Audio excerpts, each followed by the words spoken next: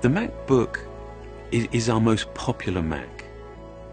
But what we've done, and we've made a habit of doing this at Apple, is we decided just to start over. The new MacBook is a quite remarkable engineering achievement. It really represents just a complete revolution in the way that notebooks are made.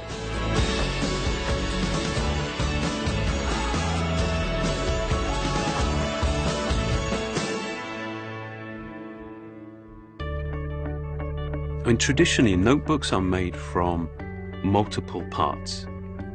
But the problem is when you have multiple parts, you add size and weight, and you increase the opportunity for failure. And the huge breakthrough that we had with the MacBook was to replace all of those parts with just one part.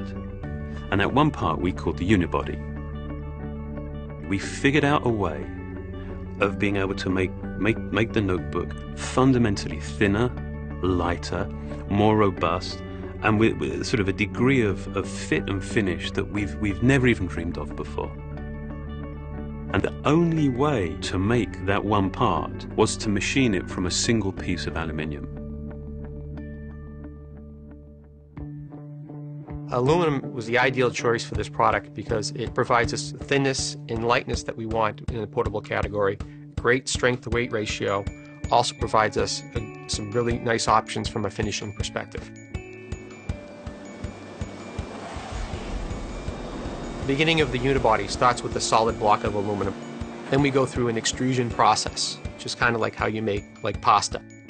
And the output of that goes through 13 separate milling operations to take apart from solid block down to the finished, finely detailed part that has all of the features that we need to go off and assemble the new MacBook.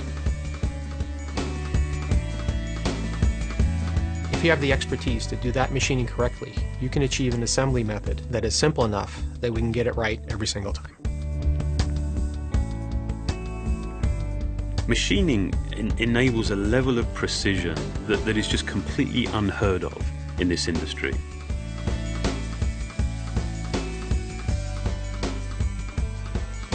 We have been so fanatical in the tolerances of how we machine and build these products. In many ways, I think it's more beautiful internally than it is externally. I mean, I think that testifies to just our care. I mean, just how much we care.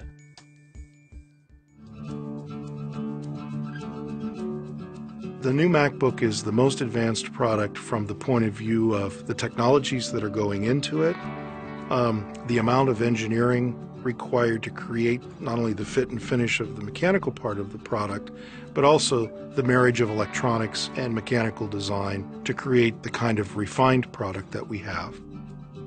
When you open up a MacBook, it's just all display. The glass display goes right up to the edge of the product.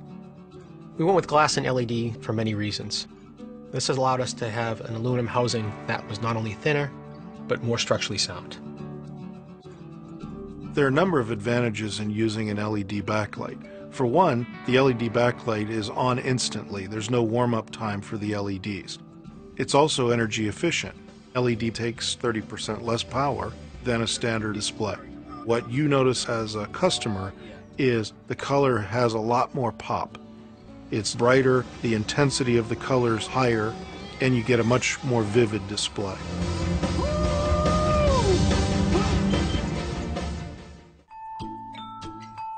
There's a story behind each part.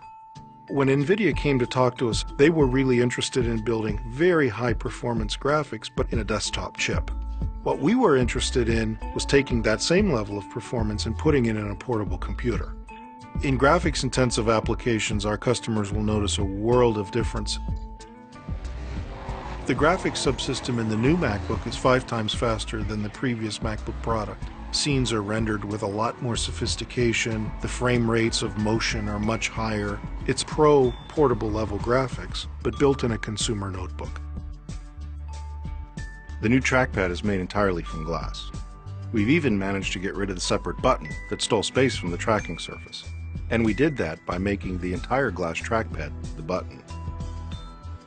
We were working for months developing just the right texture, just so that the coefficient of friction was absolutely optimal for tracking, gestures, and actually making the click.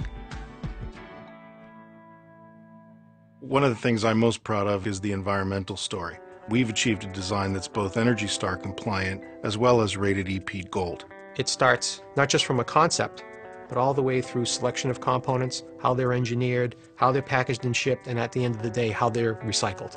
We've set ourselves on a really ambitious plan to remove toxins from the electronics, the boards, the flex cables, things like mercury in displays, arsenic in glass, BFRs and PVCs from all of our internal cables. Even the packaging of our products has evolved since we focused on the environmental sensitivity of our products. By packaging our new MacBook in smaller packaging, we're able to create more dense palettes of computers. We're able to take less plane space, less fuel, and have a smaller carbon footprint as a result. We've chosen both materials and processes that are the best in the industry from an environmental perspective.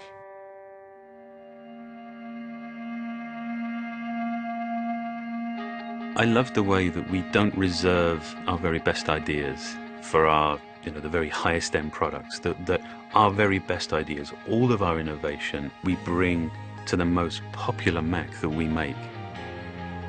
When you start using it, when you start putting your photographs on it, when you start working on your personal projects, it becomes so much more than just a collection of parts.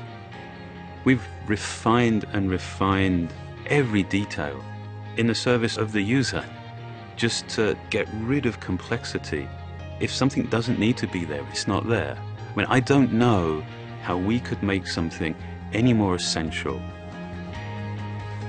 any simpler than the new MacBook.